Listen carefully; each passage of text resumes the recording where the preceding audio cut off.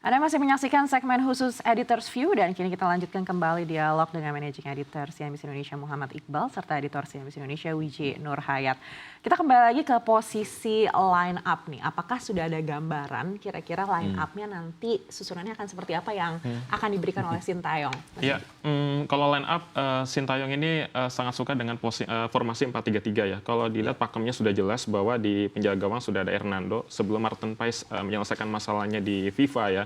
Kemudian untuk lini pertahanan sendiri akan diisi oleh J.I. Jess dan Rizky Ridho dan Hapner ya. Jadi 3. Kemudian di tengah itu kita sudah punya Marcelino Ferdinand, ada Nathan, ada Tom Hai juga. Dan kita lihat kalau di depan kita masih mengandalkan Rafael Struijk ya. Dan juga masih ada beberapa pemain cadangan kita, ada Dimas Derajat juga dan juga Ramadan Sananta. Untuk gelandang mungkin menurut saya bisa dicoba untuk Ricky Kambuaya. Sebenarnya punya kapasitas untuk dia kan gelandang pengangkut air ya. Artinya gelandang yang memang bisa bertarung secara fisik gitu. Nah ini memang kita kekurangan nih pemain dengan tipikal seperti ini. Itu bisa dimaksimalkan sebenarnya oleh STY gitu.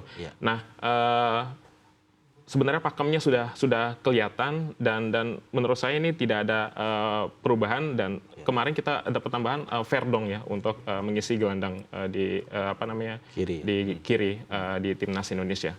Ini menarik ya ketika kita sudah mulai untuk mendiskusikan racikan apa nih yang bisa diberikan oleh Sintayong. Tapi kita tahu kontraknya Sintayong sendiri hingga saat ini belum juga diperpanjang. Apakah menurut Anda nih Mas Iqbal ini akan mempengaruhi seperti apa pengambilan keputusan atau racikan-racikan dari Sintayong? Ya kemarin kan ketika drawing pun yang hadir di Kuala Lumpur ya itu asisten pelatih. Karena menurut informasi kan beliau sakit.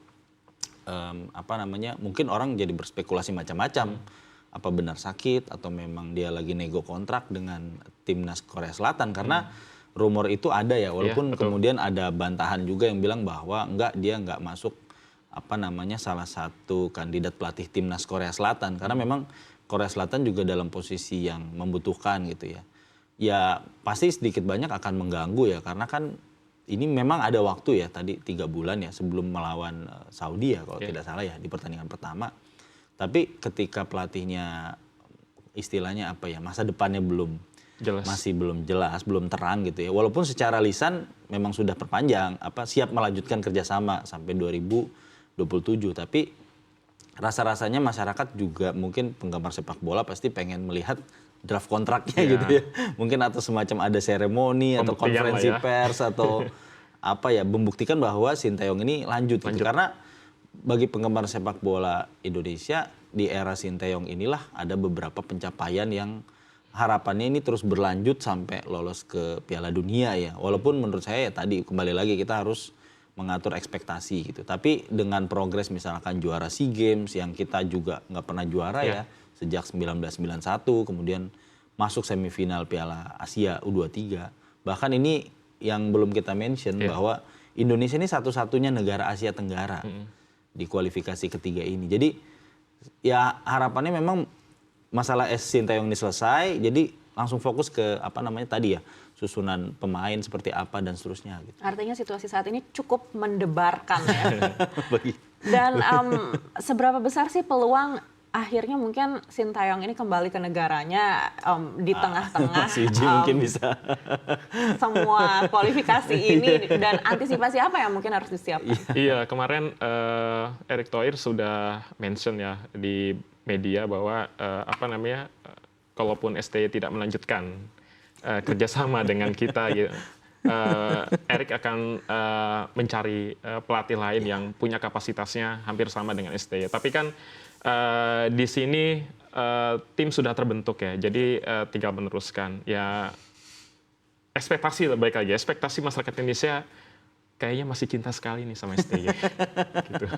Baik, tapi kalaupun benar akan dicari orang yang lebih baik lagi dengan waktu yang singkat 3 bulan harusnya ada penyesuaian lagi begitu dan mungkin berubah lagi karakter untuk melatihnya. Betul. Apakah menurut Anda Mas Iqbal ini justru baik untuk timnas meskipun pelatihnya mungkin lebih ternama misalnya? Iya, ya kalau untuk kalau saya sih masih meyakini ya bahwa Sintayong akan lanjut terus karena ini kan ya istilahnya udah tanggung juga ya. Betul.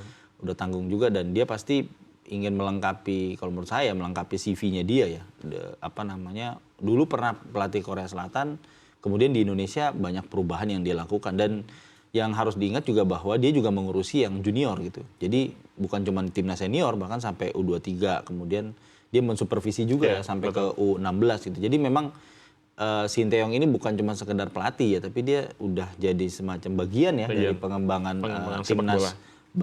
tim nasional kita gitu. Jadi memang akan rumit, walaupun saya rasa dengan profil Ketua Umum PSSI Pak Erick Thohir yang sangat terkenal ya istilahnya di dunia internasional, jejaringnya luas segala macam, saya rasa tidak akan sulit lah untuk mendapatkan pelatih yang sekelas Sinteyong atau mungkin lebih gitu. Tapi ya isunya tadi kan progres yang sudah berjalan ini kalau diulang lagi kan ya ribet lagi. Pasti karena kalau orang baru, dia pendekatan baru, formasi baru ya dan seterusnya gitu. Jadi ini malah mengganggu menurut saya persiapan kita jelang kualifikasi ketiga ini sih. Baik, Berita-berita memang kalau seperti kita ini lihat di era Sinteyong ini sudah cukup banyak pencapaian-pencapaian gitu ya dari timnas. Tapi kalau melihat secara luas lagi begitu, tingkat kematangan timnas kita itu seperti apa Mas Uci? Tingkat kematangannya kalau dilihat secara prestasi ya, balik lagi ini sudah menunjukkan progres yang cukup bagus ya. Kita juga sudah masuk ke babak ketiga kualifikasi Piala Dunia 2006